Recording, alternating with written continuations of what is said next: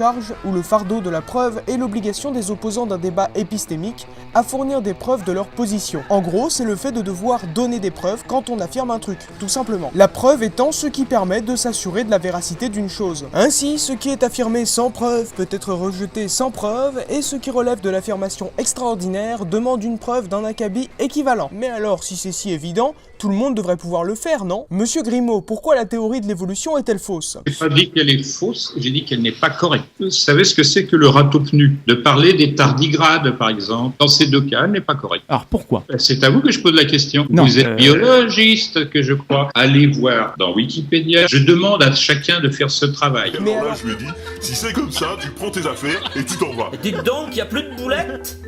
Y en a qui en ont pris plusieurs, moi j'en ai pas eu. Qui c'est qui a pris la dernière sans demander avant? Bah voyons.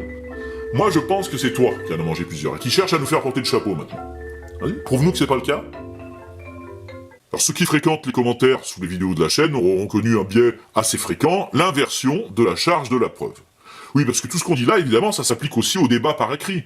Dans des forums, dans les coms sur YouTube ou sur les réseaux sociaux, ça vous sera bien utile.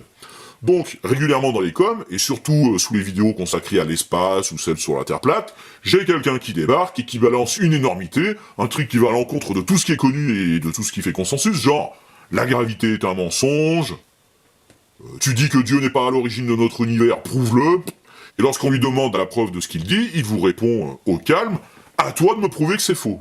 Mais d'où? Ça, c'est une inversion de la charge de la preuve.